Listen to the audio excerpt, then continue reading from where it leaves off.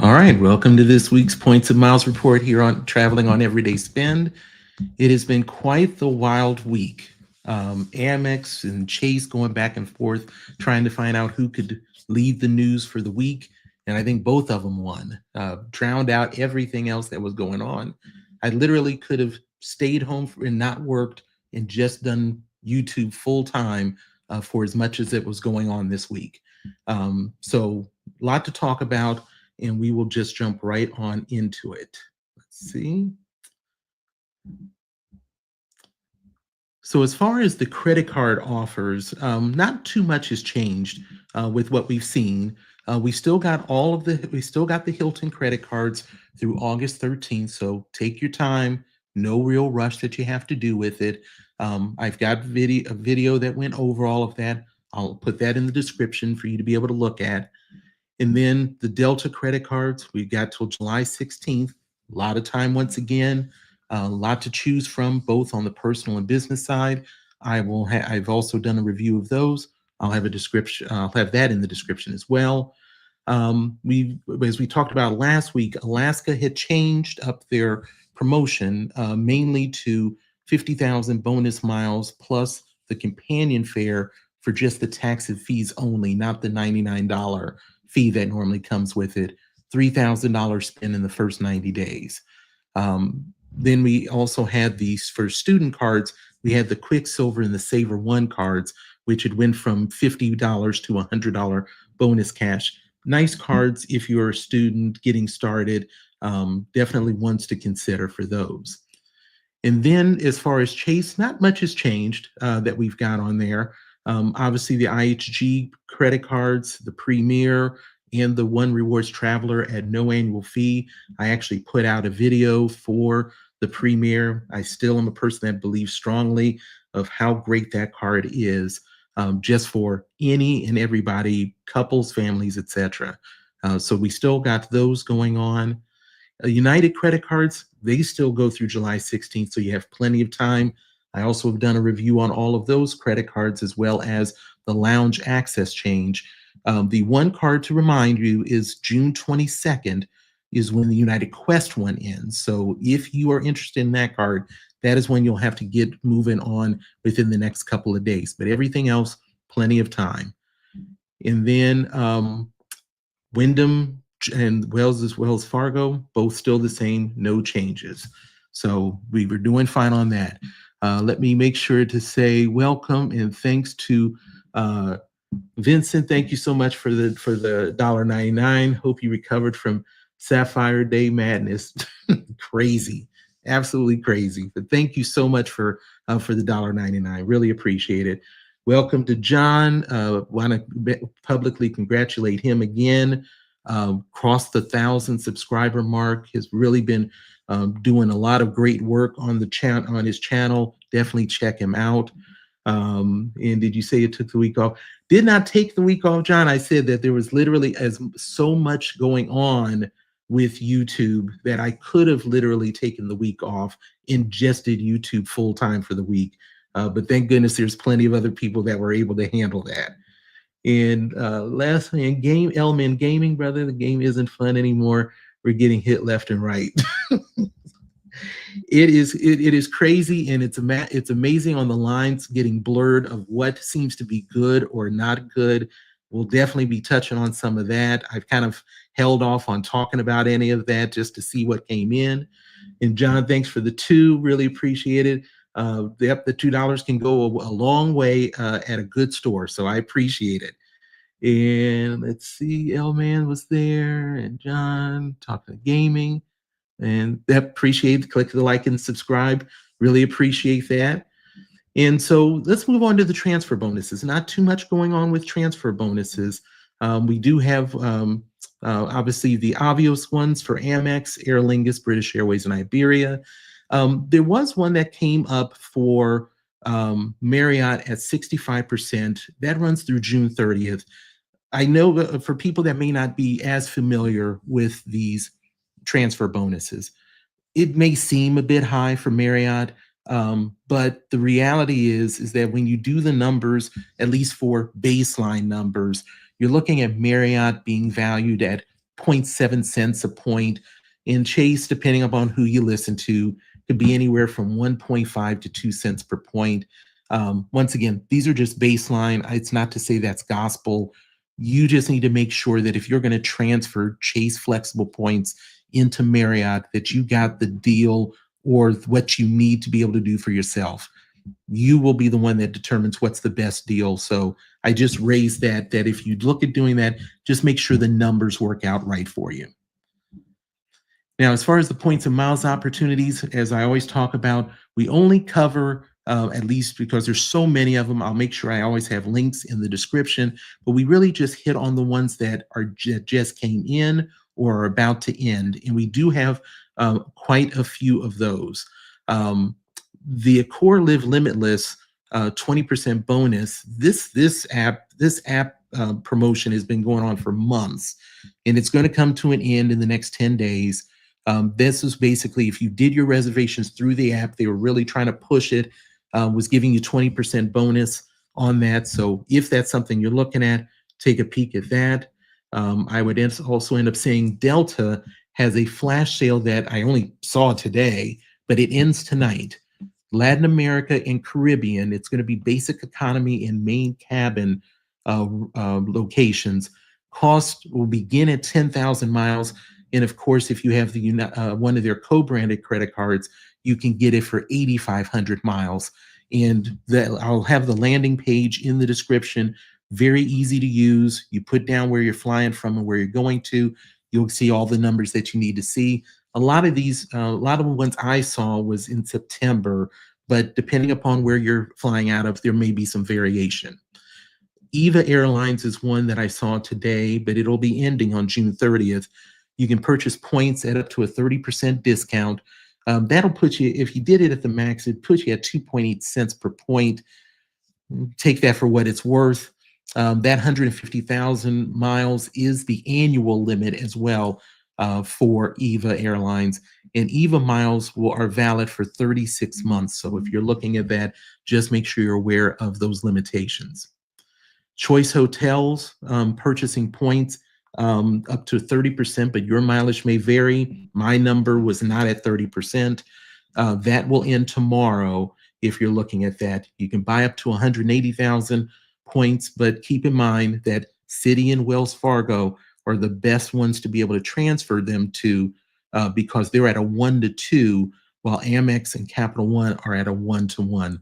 So if you're looking at those are some of those good options.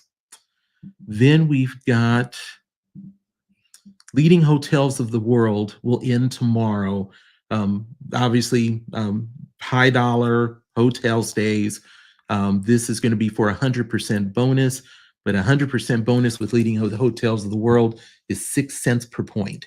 So if you've got one in mind, this could be a good deal for you. Make sure to run your numbers though. And also keep in mind that you have to allow up to 10 days before those points post to your account. So if you're trying to do something quick, you're going to have to factor in up to 10 days before you might see those points come in. And then IHG has a new one that came out today, I believe. 3x bonus points, but it's on select brands. Avid, Atwell Suites, Even Hotels, Voco Hotels, and Garner Hotels. July 1st through September 30th. Registration is required. Of course, I'll have that link for the registration in the description for you to be able to follow. We also have Virgin Atlantic, which is earning up to 70% bonus when you're purchasing miles. Now, the 70% ends on June 23rd, and then it's going to drop down to 60% through July 18th. They do have one-time transaction fees of $22 that you need to factor in. If you have an account out of the UK, it is a better value versus US, but once again, Virgin Atlantic has a lot of different options to be able to transfer points, as well as this one option for being able to purchase points. IHG and American Airlines have a joint deal where you will earn 2,000 American airline miles on IHG stays. The maximum is 15,000 points. A few things to keep in mind. One is that it has to be a minimum 3 consecutive night stay between June 1st and September 3rd. Second, you must book it with the 2,000 bonus miles per stay rate, which can be, in some cases, not a great number. So you just need to pay attention to what it is for the location that you're going to. The other part you also have to keep in mind is that for on the positive, these miles are in addition to the normal option you have of getting 2 miles per dollar spent on qualifying stays. But the decision you have to make is you have to choose if you're going to accumulate IHG points or the American airline miles. You have to make that choice and choose American Airlines to get this promotion. So calculate your numbers, determine if you can get enough out of American Airlines that makes it worth it versus your IHG points. And of course, there'll be a link for that in the description.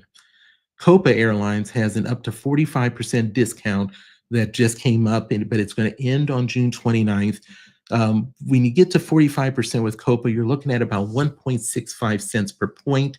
There's a 100,000 mile max purchase. Now, the best deal that they've had on this was late last year in 2024, and it got down to 1.58 cents per point. So you're not that far off. It is a relatively good deal if you have a good spot for it, not for speculative buying, but if you have something in mind, this would be a good option. Southwest has a sale that ends tonight. Sale is at $39, $69, $99, and $129, and these are one-way fares. Now, of course, what Southwest does is they end up having certain dates depending upon where you're going to. So within the continental United States, it's August 5th through the December 17th. If you're doing inner island in Hawaii, July 8th through October 1st. And if you're going to or from Hawaii, Puerto Rico, or any international destination, August 17th through December 10th. There's a lot of blackout dates on on each of these, but they vary. So I'll have a link to the landing page for you to be able to review for yourself and determine if any of this might work for you. And so before we get to there, I see that the biggest thing I want to bring to the table is I can't believe CSR couldn't get 4X dining. Chase is wrong for that. The Gold Heart is much better than the CSR now. That'll be definitely something for us to touch on. I agree with you on that. And Matt says, but that's calling an apple a sheep. Always well done by Matt, no doubt about it. Let's hit some of the quick notes. Emirates, we know we've been talking about them as far as the freeze on any transfers. Well, that got addressed today. So Bilt's pause was ended on time. It was supposed to end today. Amex and Chase were not supposed to have their transfers back up until the end of the month of June, but they are all live right now. Capital One and Citi never went offline. But remember, if you're doing anything with Citi, they are going to be reducing that redemption rate, I believe, starting in July. But we haven't seen anything yet, so we'll just kind of keep an eye on what Emirates may or may not be doing behind the scenes. Qatar Airways has chosen for some reason to do an Avios subscription. And I list these here as far as the options. So you can either buy this on a monthly basis or an annual basis. So for example, you can get 2,500 Avios per month at $50 per month. That would be valued at 2 cents per point. Or you can pay $500 for the year, and that would bring that cents per point down to 1.67. And those are kind of the same things you're seeing at the 2,500 a month, 7,500 Avios a month, 15,000 Avios a month, and then their ultimate is 20,000 Avios a month plus 5 Q points with it. The problem that ends up being with this is that none of the rates are that great, one, and two, even if you pay for the annual, you don't get the points for the annual as a one-time allotment. You still only get it on a monthly basis. So not the most ideal, but I definitely want to share it with you because Avios is definitely a popular currency. Amtrak Guest Rewards Preferred Card has a significant upgrade on their card bonus. 40,000 Amtrak Guest Reward bonus points for $2,000 worth of spend in the first 90 days or 3 billing cycles, I believe. Now, this is double the normal bonus of 20,000 rewards points, but it's also one of the highest we've seen as of late for Amtrak. So that card's got a lot going for it if you're a person that regularly takes Amtrak, or in some cases, if you're doing a plan for that longer trip that you might be looking at. So those are the ones that we've got available for those. And want to end up peeking through. And Joe Barretto, thank you so much for stopping in. Always, I can't say enough good things about Joe. He's been good to me ever since I've gotten into YouTube, been a great person to talk with, and cannot thank you enough for taking your time to pop in, and let alone for the donation. Really appreciate it. And let's see, nope, the CSR was actually a good travel card. Now it's a lifestyle card with some travel multipliers. I think 90% of people would value the food multipliers more. Good point. Matt, they're both kind of having a conversation back and forth, trying to figure it out. So I'm going to let them continue that. So let's talk about Chase Sapphire Lounge. And it's interesting because now that we know a lot more about these dates with the Sapphire Reserve and the Sapphire Business, that also now plays into the Chase Sapphire Lounge at Phoenix that is now accepting reservations. But there's a couple of interesting points to it. So the Chase Sapphire Lounge at Phoenix is in Terminal 4 South 1 Concourse. On June 23rd, they're going to start accepting reservations. And on the same day of June 23rd, reservations can be made on the Chase app from between 14 days and 24 hours of your intended arrival before your flight. And obviously, as far as access, Chase Sapphire Reserve cardholders, and now, of course, business cardholders, can bring up to 2 complimentary guests as part of their package.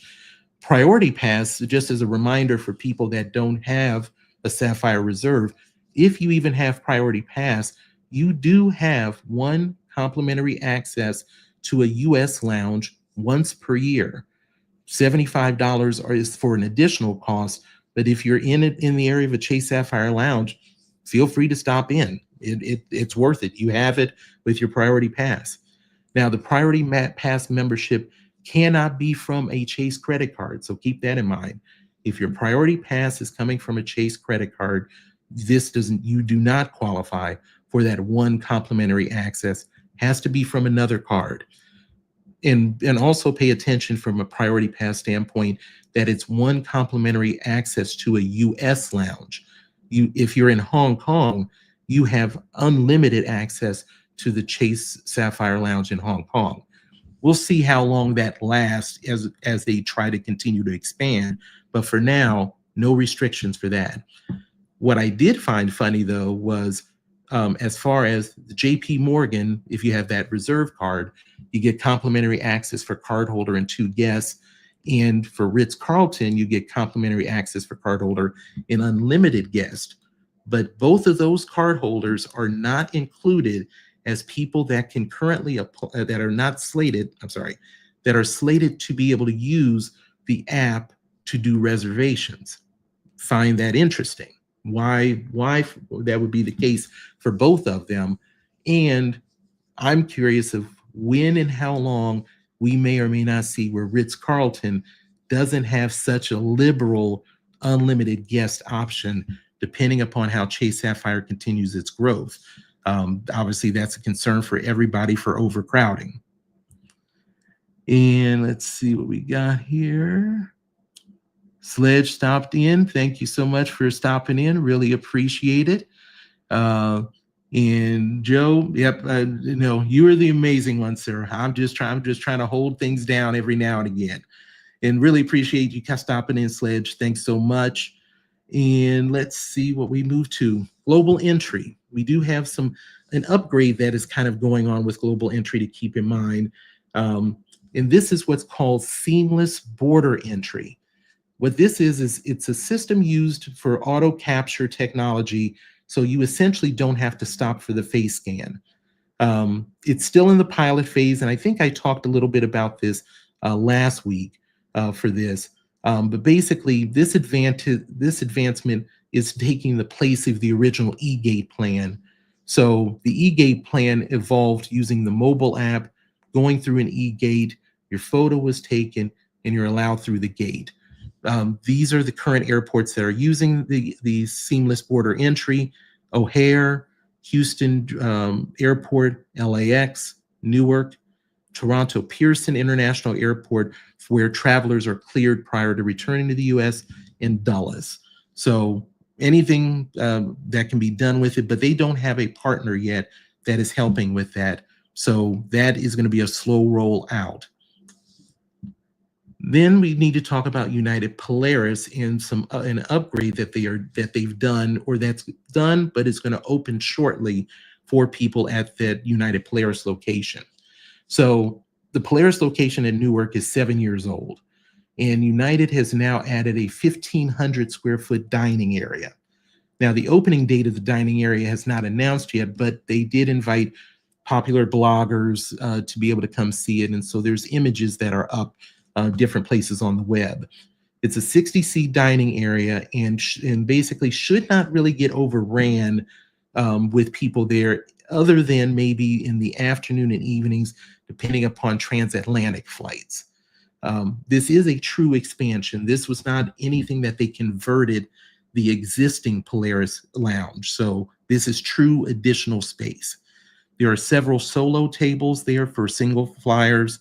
It has great views of terminals of the gates of C2, C3, and the New York City skyline. Now, you won't find USB outlets, and you'll find limited power outlets there, mainly by design, because they didn't want people to go into that dining area and treat them as workstations. The space was previously an invite-only classified restaurant, and so that has now closed to make room for this. Now, once the dining room is open, the Polaris Lounge will be the second largest Polaris Lounge in the country at 30,000 square feet. SFO San Francisco will be the largest one remaining still. And let's go to United PlusPoints. So if you are a person that flies United a lot, and especially if you're looking for status, you know about what PlusPoints are. But for those that may not necessarily be aware of them, these United PlusPoints are earned as flyers move up the elite ranks of the Mileage Plus program. Normally, the PlusPoints could only be used for upgrades. And these PlusPoints were good from the time that you received them until January 31st of the following program year. So if you earned them in 2025, they would expire January 31st of 2027. Now they've actually created more opportunities and options to use those PlusPoints. And so they are as follows. You can exchange $2 per point up to 100 PlusPoints, which would be $20 in the travel bank. You can also get it for bonus miles and exchange at a rate of 10 PlusPoints to 1,500 miles, up to 100 PlusPoints for 15,000 bonus miles. You can also use these points to gift status, depending upon what you're dealing with. So silver is as little as 40 points, and you can do that 3 times per year. Gold is 100 points at 2 times a year. Premier Platinum, 440 points 1 time a year, and the Premier 1K, 600 points 1 time a year. You can also do this for their PQPs, so Premier Qualifying Points. You can exchange that at a rate of 10 PlusPoints per 100 PQPs, up to 160 PlusPoints and 1,600 PQPs. You can also do this with Premier Qualifying flights. Now, this is needed to reach status with United Airlines, but you only have 2 options on this. You can exchange up to 160 PlusPoints for 2 PQFs, or 320 PlusPoints for 4 PQFs.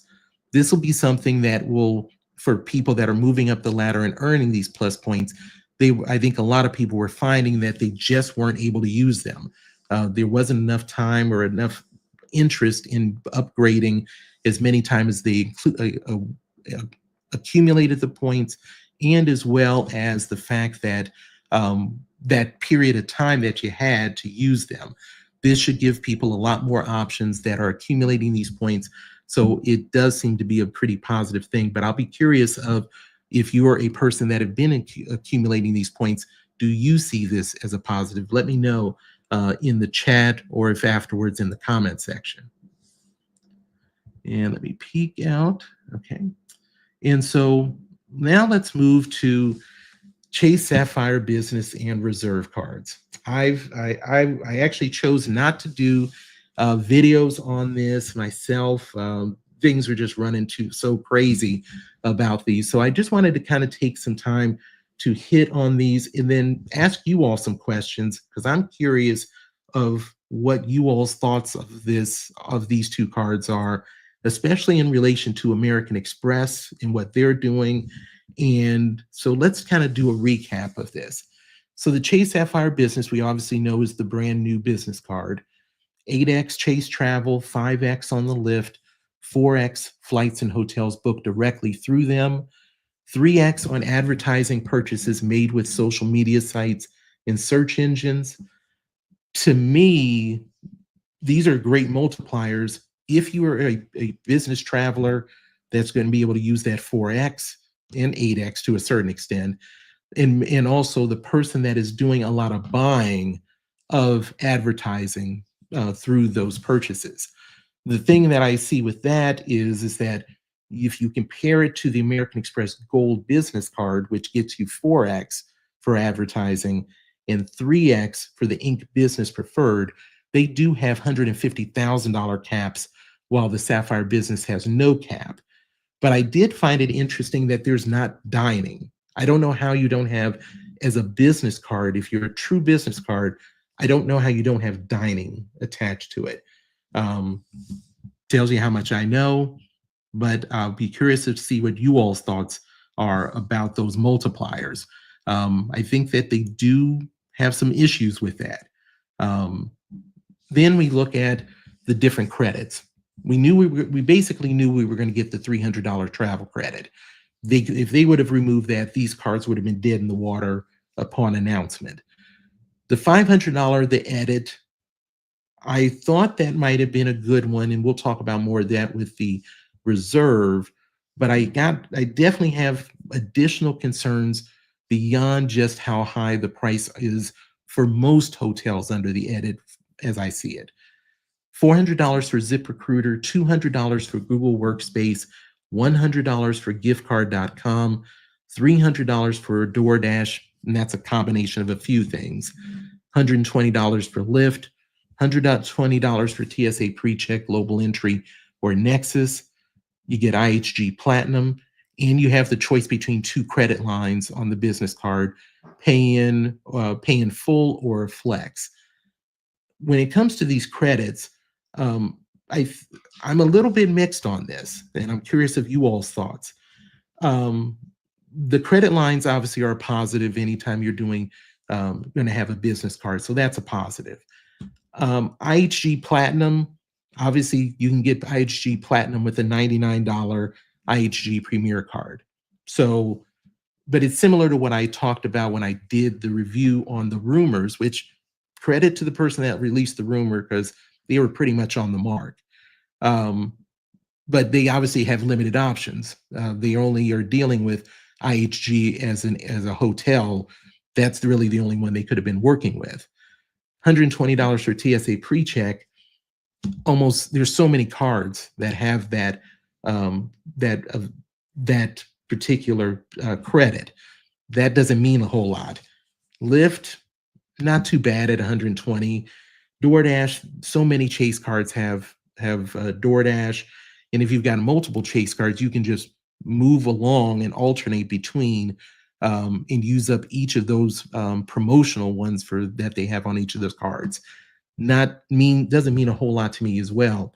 The gift cards I'm pretty disappointed by, because one of the things that I really wanted to see from this card and to get an idea of Chase's philosophy is, would they put something with being able to get 5% or 5x at offices and supply stores? And we've talked about this before, because of the fact that that is a gold mine as far as being able to get gift cards. But ever since I've ever had my wife, of course, has the Chase side, so she's got the Ink business cards, is that always trying to be careful of not doing too much gift card buying there, because it may not sit well. I was hoping we would at least see something that showed that the Chase was okay with it and was willing to put it on this card, which I think really made a huge difference. But you get $100 gift cards. Google Workspace, I think, is kind of niche. Not everybody uses Google Workspace. ZipRecruiter, that's fine. Even if you're doing hiring, a lot of people don't necessarily use ZipRecruiter. The edit, we'll cover that in a bit. So I wasn't too thrilled about what this looked like. And then, of course, if you get $120,000 spend, you get IHG Diamond, you get Southwest Airline Ace A-List, you'll get $500 Southwest credit to use in the portal, you'll get $500 at shops at the Chase. And then, of course, the point boost one is the other thing that has become quite interesting.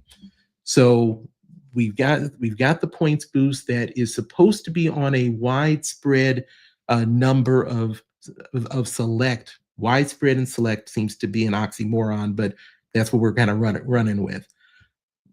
Basically, a widespread option for first and business class flights and hotels, but the hotels are going to be ones that would basically be in the edit. So you're going to get that, and you lose the 1.5 cents per point guarantee.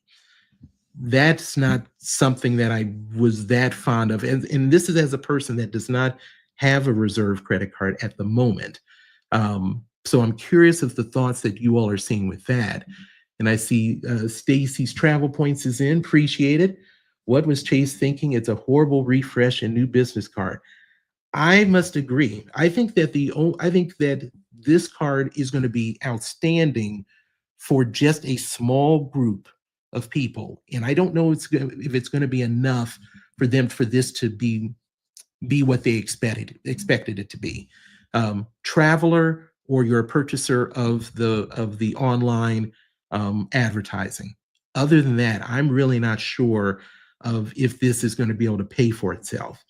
And Matt said the Sapphire Reserve Business is a business card, no business card.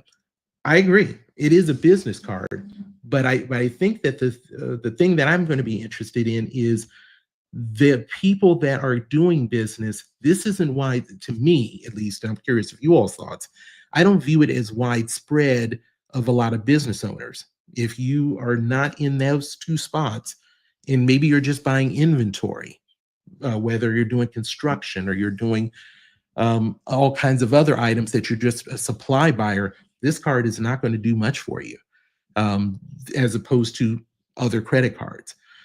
So I think this is a boom bust kind of situation that it's going to be great for some, but I think other people are going to look a different way with this card. But we haven't seen it come out yet, but we'll see.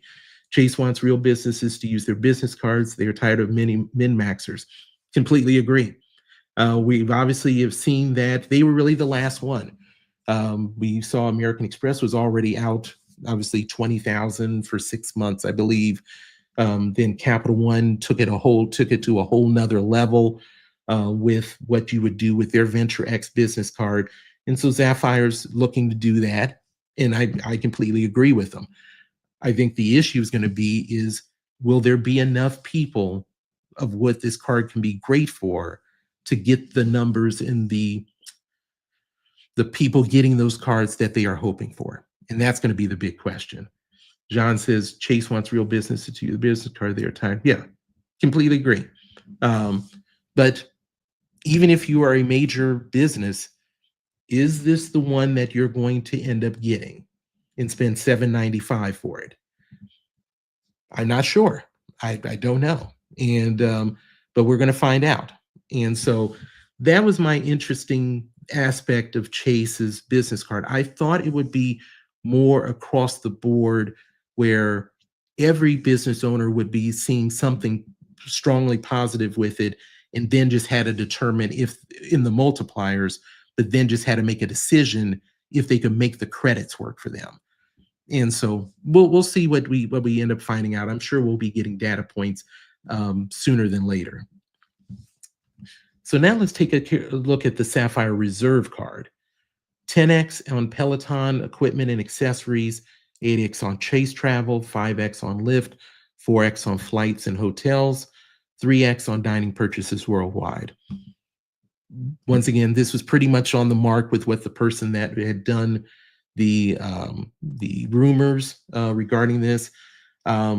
Chase's and Peloton are just working their butt off to try to get purchases done with that agreement. We'll see if 10x can do something for them. As far as the credits, not too surprising, although there was one that did disappoint. Um, and once again, rumors were pretty much on the mark. $120 lift for up to $10 per month, TSA pre-check, IHG Platinum, $300 DoorDash, and not $0 for gift cards. I believe it's 100. Or sorry, that may not actually apply to Sapphire Reserve. Sorry. $120 Peloton credits, $250 complimentary subscriptions for Apple TV and Apple Music, $300 for StubHub and Viagogo, $300 for Sapphire Reserve exclusive tables, $500 for the edit, and of course the $300 travel credit. My thought on this when I originally talked about the rumor was I thought that people would be able to make this work and get their money back.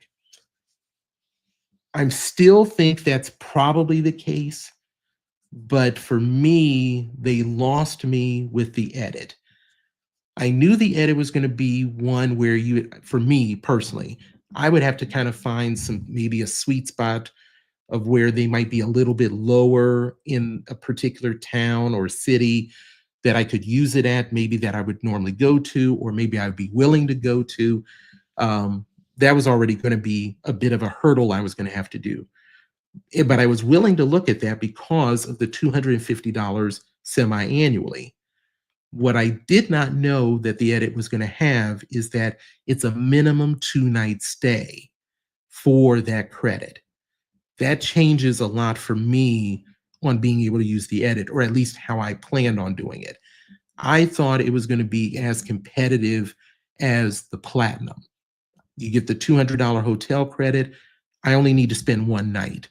So for me, when I go to Vegas one time a year, pilgrimage out to see the in-laws, I get a couple of days in Vegas afterwards. And my wife and I normally, she's got a Platinum, I do too. We each use our Platinum for that one night and that $200 hotel credit, booking it through Fine Hotel and Resorts. And we book a little bit higher. That's our one time where we'll spend a little bit more money.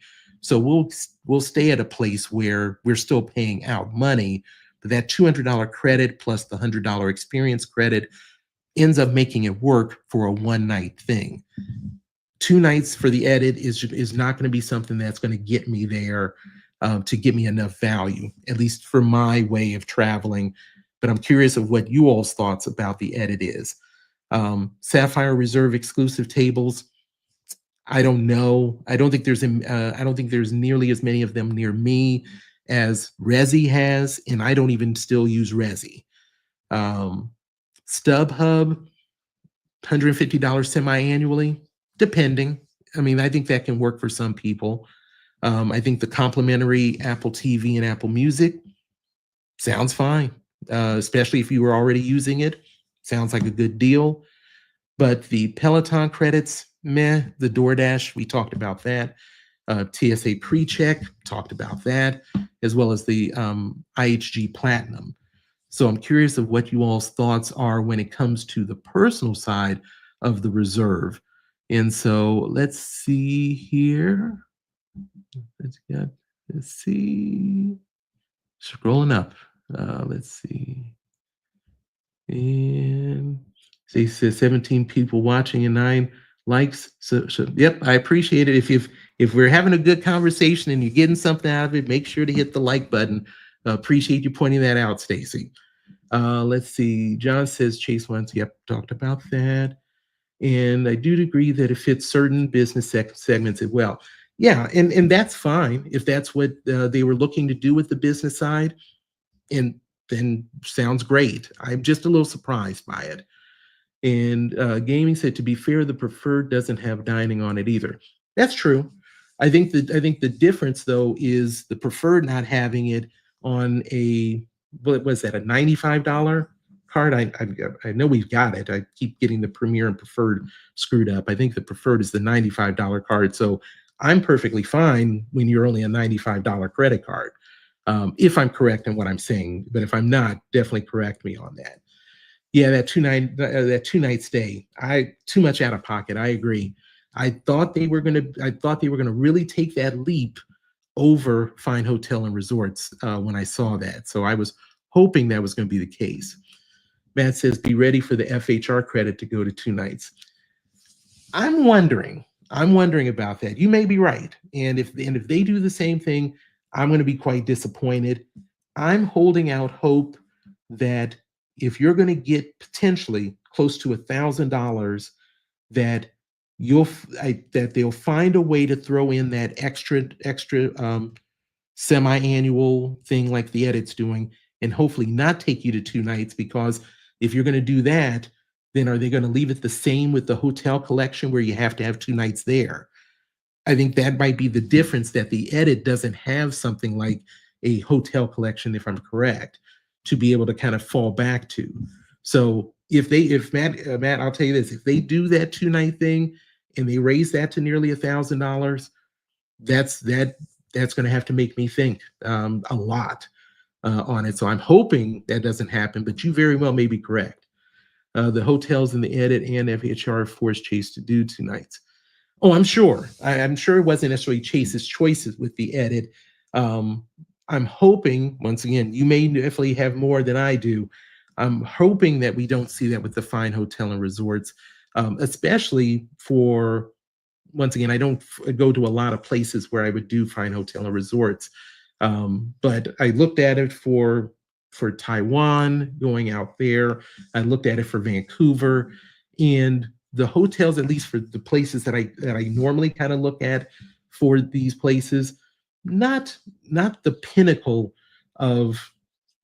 I mean, they're obviously 4 and 5 star hotels, but hopefully we don't see that it gets to 2 nights. But you very well may be right on it.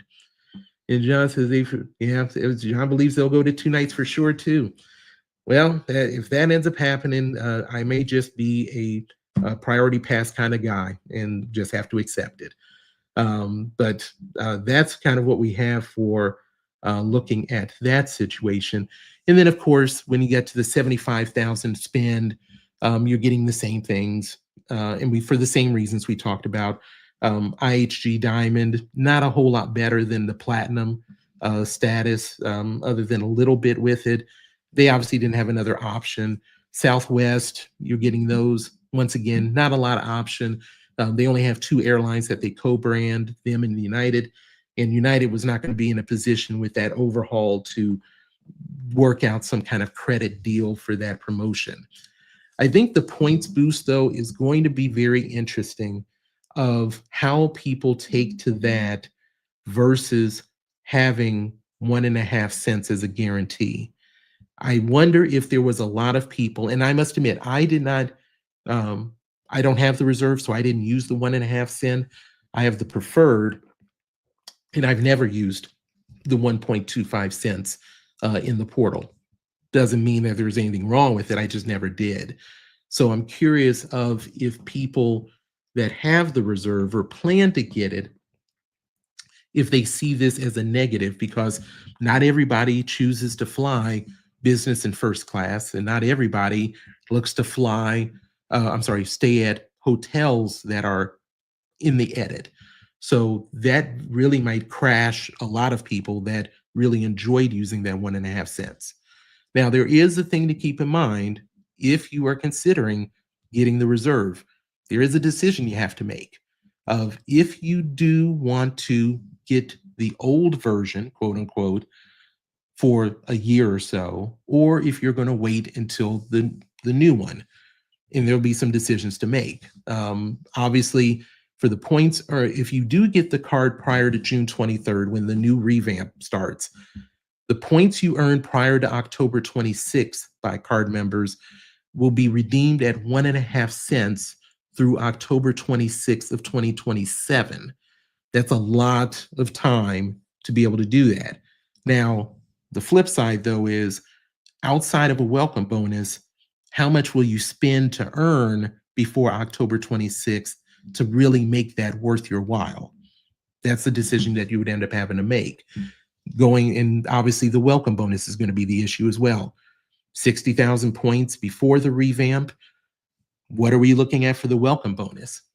I mean, doesn't it at least have to be 100,000 points on the personal side?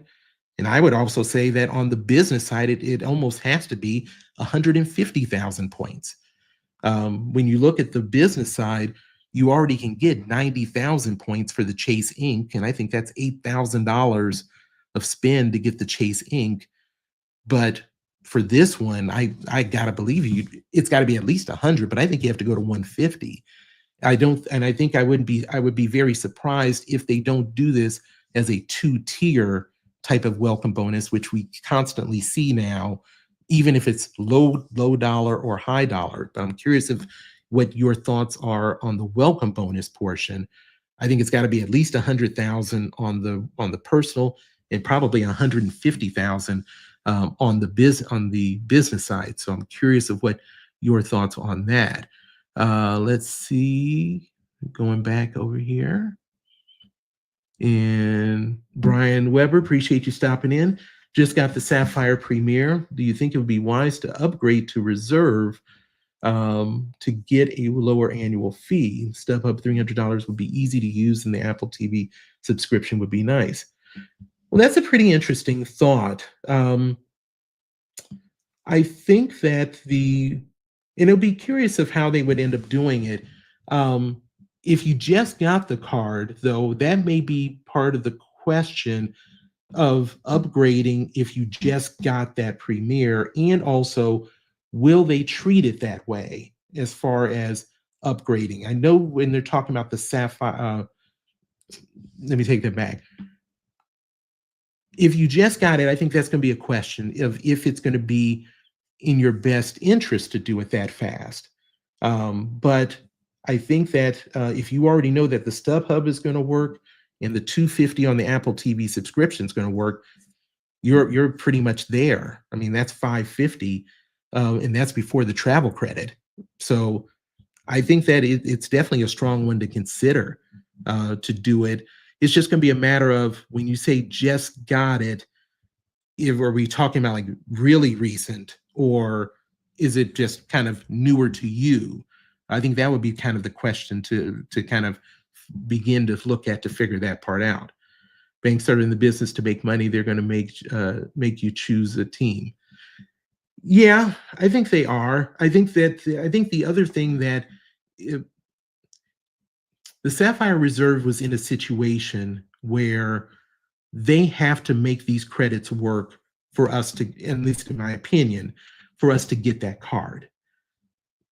The benefit the Platinum has, right or wrong, is that because if you are a person that is going to be flying a decent amount and you value those lounges, that's let alone if you fly Delta, that is a built-in number that they got and that they can work with, and that is going to be able to push people.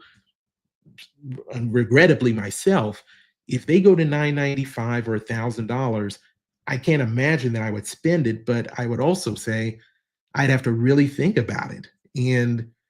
But if the Chase Sapphire Reserve does pay for itself, if I could find a pathway to do it, I mean, it's scary to say that I would even consider spending nearly $1,700, $1,800 between two credit cards.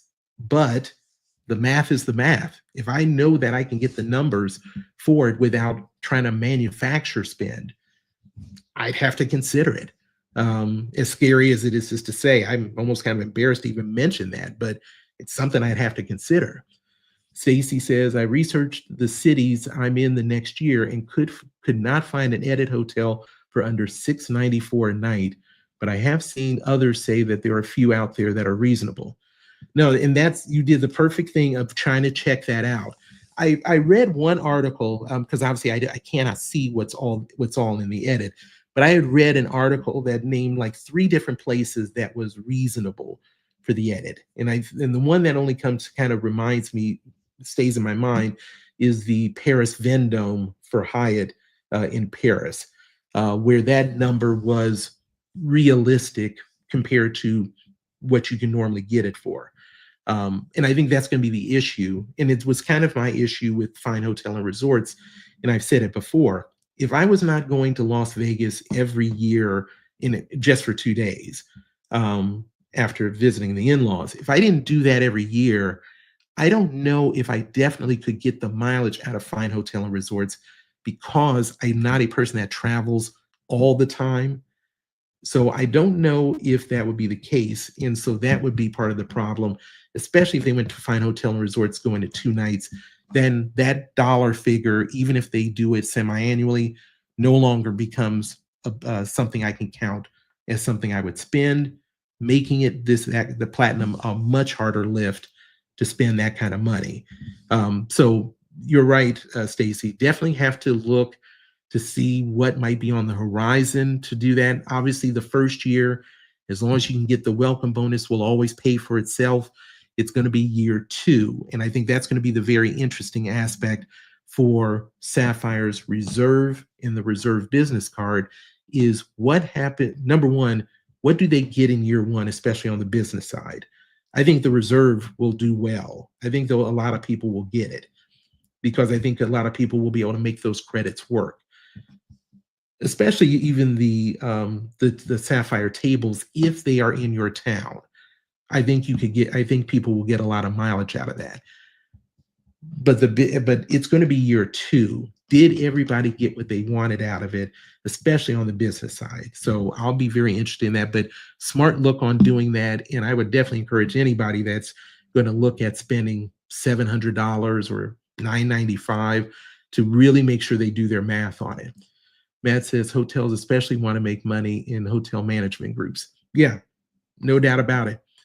I there was one time, and I may have mentioned this story before, but I still find it so funny. I went to it was a couple years ago. I went to the Hyatt Zilara in Punta Cana, and they were doing a version of a timeshare. And if you sit in it, then you could get a certificate for something. And so my wife and I did it because it was a teenager that was selling them and tugged at our heartstrings. So we went to it. The person that was there was the CEO or president or manager. I think he was like second or third in control of the people that build those resorts for Zilara and Ziva. And he basically kind of pitched, hey, for this amount of money, you could get this. How much money did you pay for this trip? And that was a trip where I did not spend a dime outside of taxes. The Delta Sky Miles I took to fly there, I just paid the taxes, and I used I had enough Hyatt points, paid for the entire trip. And that's what I told him. I said, I didn't pay anything for that. And I normally, because I don't travel a whole lot, when I do travel, I normally don't pay. I pay in with my points and miles. And he was a bit taken aback by that. I'm surprised. There's sometimes you kind of get lost in the echo chamber of a lot of us that do this points and miles game, that it isn't something that he said he knew people used points, but he had not necessarily sat down and talked with somebody that used it for everything versus a little bit here and a little bit there. And so I think that that's going to be I definitely agree with the fact of what Matt's saying about that they are there to make money. And this points and miles game is kind of that equalizer that we are dealing with. So definitely, I think we're going to continue to see this as an issue for it. So I just raised that is because I was just thinking about the fact of them trying to sell something and coming across somebody that doesn't normally do that. And John, yep, 100%. It's always about following the money of what people are doing. Drinks with Sven. Thanks for stopping in. In my small universe, November 25th, Madrid doesn't offer much of a deal from Booking Direct.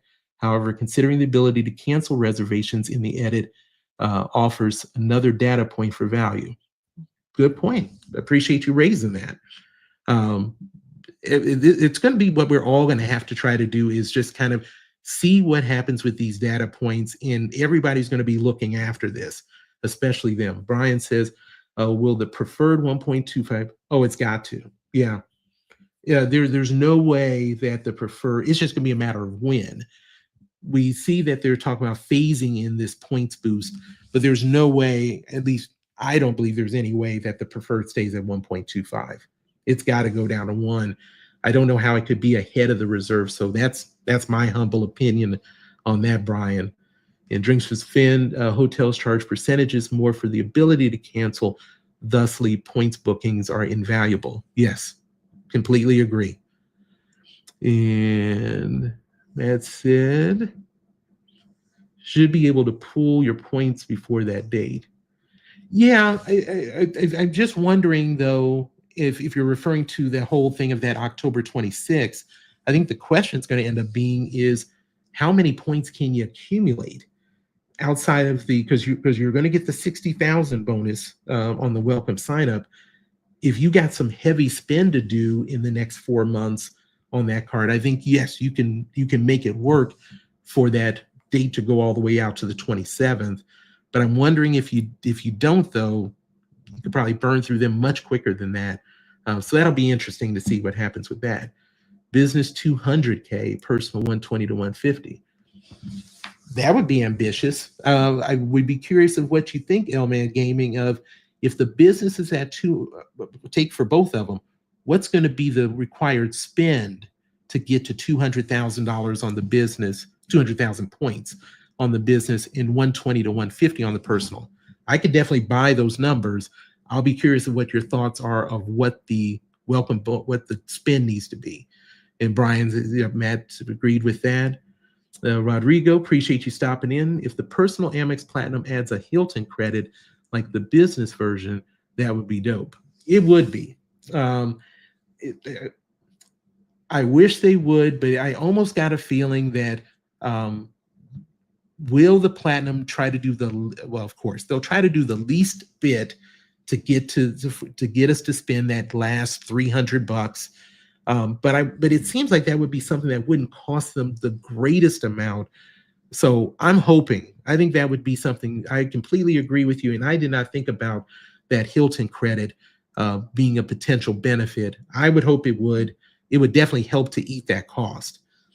John said, would love that. Think it's possible. Yeah, I'm hoping so. But Amex seems to be so tight, and they've been able to kind of run roughshod to a certain extent. But I'm hoping you're right about that. Inks on inks. Yeah. Other than them, I think been trying to tighten up on that, but they're still out there. I definitely love the ink cards. The kind of the last bit for the small, quote unquote, mini business owner. Business 15K in 3 months, personal 8K in 3 months. I think that sounds like a pretty fair number, actually. Yeah, I mean, 200,000 to 5K. Yeah, I think that you might actually be pretty close to that's pretty much what I would think now that I'm sitting here after reading that. I don't know if the 120 to 150 personal one may have to be a little higher, but I do like the business one. I think those are great looks. It's at least one to make you think about it at those kind of numbers. And Stacy says, I would prefer a next level hotel status, versus just IHG Platinum. I already have that. Give me Diamond status. Yeah, you would it. I agree with you, but I guess of course the problem that they have is if they give the diamond status to the reserve, then what do you give to the people that spend the 75K on the personal and the 120K on the business? There's nothing left. So I understand why they did it, but it just doesn't mean anything for that. And ultimately, there's not a big difference, at least from what I've read, between the platinum and the diamond. But yes, it would have been nice to see more. But if they would have done that, that would have been one less thing to give to the ones that do 75 and 120, which I just don't foresee a lot of people spending that kind of money. I don't think there's enough in it for them to spend that kind of money. So definitely would be the thought. Current status +1. Yeah, I agree. And Rodrigo popped in and said, I think the edit will grow on folks, since ideally you'll be able to pay the remaining balance at 2 cents a point. Yeah, I think that's possible. I think the issue is going to end up being is if the points boost is going to be just for select hotels, and how select is it going to be? Is it going to be select hotels in select locations? Then you need to now get over the hurdle of, is that a place you were going to? And number two, is it a place you were going to go to and willing to spend that kind of money? If it was just a group of elite edit hotels, then I think that it's possible. But those points, though, it makes you think, and especially, it's just going to be interesting on how many people are willing to take that next level up on hotels. So much is said, and I'm definitely a fanboy of it myself, of Hyatt. Now, of course, they're not in not every place you want to be, but I don't normally have a problem finding a Hyatt where I want to go. And with that fixed price thing, it's going to be interesting if people will be more reluctant to spend that kind of money for the edit versus what they were doing, what people may be doing with the Hyatt. Some people will splurge. I mean, I splurge with the Fine Hotel and Resorts, but that's only on one night on that. So 2 nights, it's going to be interesting in how long you're staying there. But it's possible, Rodrigo. It's very possible. This is a whole new world we're in, where of being able to see how people truly live and want to live when you're talking about these cards going up so much in the cost. I think there's going to be a threshold, and I'm speaking for myself. I'm near that threshold of where I enjoy some of the finer things to a certain extent, but these numbers are getting to the point where there's a threshold where it's like, okay, I'm not made for this. And so it'll be interesting to see how everybody else continues to work with that.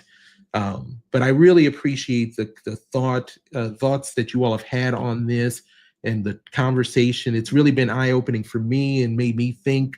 And that's why I enjoy being able to do this, just to kind of open my mind and listening to you all, and you all having some excellent ideas of what to see, what to look for. And I really appreciate it, and appreciate you all spending a little bit of time with me on Thursday night. And of course, if you found any of this information beneficial, like and subscribe to the channel. It's always appreciated.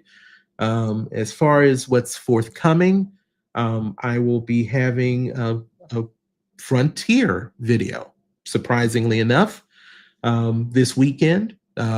Just thought I found the credit card interesting, and sometimes not everybody wants to see the highest flying cards. And I think there's going to be some value if you are a Frontier flyer, and if you are someone that may be considering Frontier with some of the improvements they're making. So I'm looking at having that out. And then early next week, like Monday, Tuesday, a kind of a look at the airport lounge whole program and situation that I was looking at, and have that out. And then some other videos that I'm kind of finishing up this weekend to get out. So thanks everybody for your all support and being on, and really appreciated talking with you all. and we'll talk with you all soon. Have a great day.